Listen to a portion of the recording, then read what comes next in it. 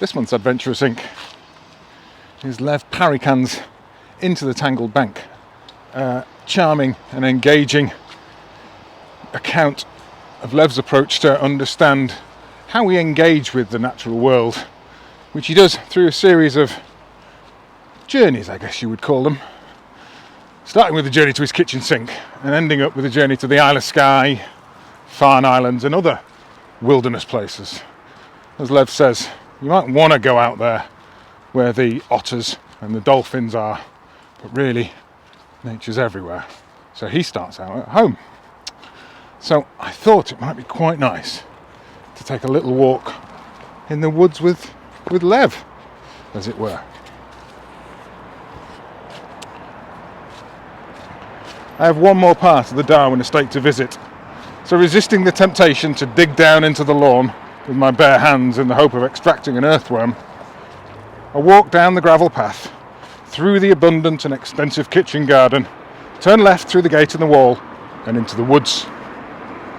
I'm following a circular route that Darwin took every afternoon, allowing the researchers conducted in the morning to percolate through his brain and join the mulch that fuels all sorts of creativity and advancement. Oh, lovely phrasing there.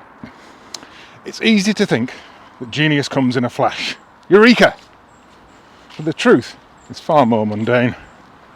The moment is typically preceded by immense qualities of thought, hard work, and confusion. And often the flash of inspiration strikes when the mind is allowed to roam unfettered, rather than having to focus on the work at hand. I'm sure we can all sympathise with that. My work at hand is trying to turn the page whilst have a conversation with you. Just not so easy. Here we go. It's no coincidence that Archimedes had his eureka moment in the bath.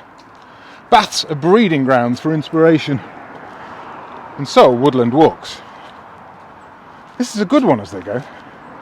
Peaceful, solitary, probably about 2 acres, give or take, of rough woodland, rented by Darwin a few years after he moved to Down House. And relatively unchanged since, with the most obvious exception being the odd laminated activity card on a piece of string to encourage the young to explore. The relative hubbub of the house, with its tour group and cafe, feels a mile away, and I take it slowly, consciously tamping down my natural inclination to stride out at a pulse-raising pace. This walk was known to the family as the sand walk because of the red sand that held together the gravel on the path. Darwin would do 5 laps, flicking aside one of 5 flints by an ash tree at the end for each completed lap. There are no flints when I visit, but I find I can manage to keep track of my 3 laps in my head. And as I do what you do on a walk in the woods. A pleasant saunter, drinking in the tranquility and the light and the smell of the soil, pondering on things in general, and Darwin in particular. It's tempting to think that his aura somehow rubs off, that simply by visiting the place we're somehow improved. But if I recognise how simplistic this is, I do at the same time feel a tiny shift in me, an unexpressed resolution to slow down and look better at things, not to take them for granted. As I finish my 3rd lap, as if inspired by surroundings, a thought, almost a stroke of genius, flashes into my head. Tea, cake, home. Even if we can't all achieve greatness, it's important to notice and cherish the small moments of inspiration.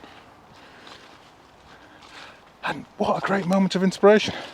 I love this kind of light-hearted, whimsical approach that Lev brings to the book, which is why I chose it for this month's Adventurous Inc. Hope you enjoy.